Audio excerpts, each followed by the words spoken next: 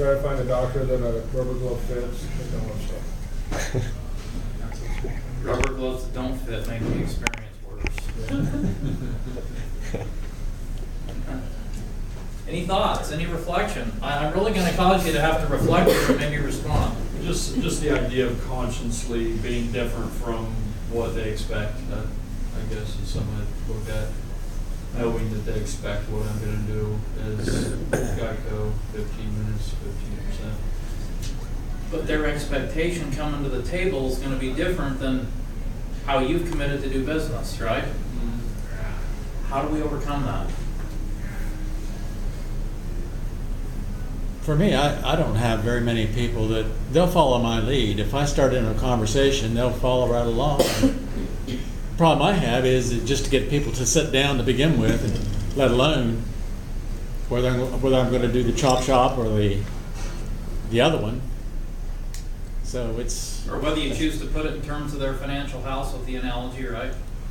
Because they'll let me do that if I get them to sit down. I just did a staff meeting Monday with Ryan and Schmick, and we were talking, started the briefing afterwards, like, okay, what can we do different? I think it went fairly well, but I'm still trying to tweak my staff meeting speech. And even though I was there to talk about donors choose and student loans, I feel like the whole financial house would have been a nice segue, or at least discussion of what our goal is for them, and you can tie that into student loan debt very easily. Absolutely. Too much debt can be catastrophic to a financial house. Right, like you got that list. Very good. Yeah. Absolutely. Yeah. Without a doubt. Yeah. Any other reflection as we're about ready to take orders here? Thank you. Not being afraid to walk away. Not being afraid to walk away. Don't walk away from the customer if number one, reschedule, both the decision makers aren't there. Number two, they're not willing to, if they're not willing to, if they're looking for that 15 minutes or 15% or less, Yeah. maybe this isn't the right fit. Yeah. Is it okay to suggest that? I think it's going to be difficult, actually.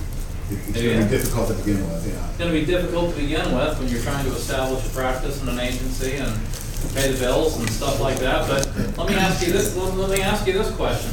It's simple, but it ain't easy. It's simple, but it isn't easy. Here's my question, though. If you, Bob, were to have that conversation and say, well, hey, I can understand. You're in the driver's seat. I understand how you feel. I won't be able to help you. I hope we'll have a chance to get back together when looking at this a little more comprehensively might make sense. Make sure we get it right. And you walk away. What other side of the coin might we be missing in recognizing that we've just walked away from a potential transaction? Uncovering objections, digging for objections, why they're not ready at this moment, or because they might have a misperception of what we're.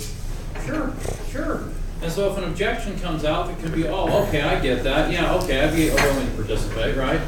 You may overcome an objection, and if you don't, let me take it to your absolute worst fear, which is, I just walked away from business, right? We take it to that point, what might really happen? And I've had it happen. Get a call back. Get a call back, and it may not be 3 days, maybe six months. Maybe that day I've had it within a few days, and then I've had it take 18 months. But at some point, because guess what? The whole point in the world is to be in your schools, right? Time in schools. Is that what Sean Green preaches? The time in schools. Okay. Time in schools, 3 simple words. You're not going anywhere, and anybody you walk in and deal with is either your client or potentially your client. Just because they're not your client right this minute doesn't mean they won't be down the road if the consistency exists, right? And scarcity and lack of opportunity plug people. It's when something is scarce or they lose an opportunity, people don't typically just forget about it and move on. It'll stay in people's heads. It'll stay there. That hey, this You'll guy. probably think about it. Your customer will probably think about it more than you if you say, "Listen, I'm just not going to write your hour today." Sorry. He'll probably think about. He or she will think about it more than you probably. Well, Because that plays in people's minds. I mean, well, it does, and if it's done the right way, and I emphasize it's got to be done the right way. If it's done the right way, you have an opportunity over time for them to go. Man, I keep hearing good things about this guy, and he said he couldn't help me because I wasn't willing to cooperate, boy, maybe at some point I really ought to sit down and have that conversation. That'll gnaw at them a little bit, and they'll see you. And they'll see you there regularly, on regular intervals, and you'll, hey, how you doing? Hey, good to see you. How are you, Bob? How are you? Right? And away you'll go, and at some point, if you're doing it right, the word of mouth, you'll walk into a faculty meeting or somewhere, into a school, and they'll go, hey, it's the Rock versus Sand guy. Hey, it's the guy that takes care of our financial house. And as the word of mouth gets going, that you're doing this differently and better than most they've ever dealt with, that person that you disengaged with will likely come back and say, hey, let's talk. I don't know when, but I know it'll be a much better situation then than it was when you initially prospected it, right? So, having said all that, are we ready to have an order taken? I don't want to launch into where we're headed here until we get that done.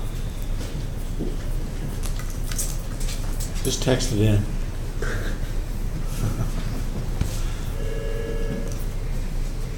Hey guys, we actually have salmon for our fish today. My name is Johnny. Pablo will be actually helping me. We're both going to be servers today. On the fish, it's going to be 6 onzas grilled, served with cilantro, light rice, grilled asparagus, and the chimichurri sauce. Chimichurri is very mild. Cilantro, cayenne pepper, lime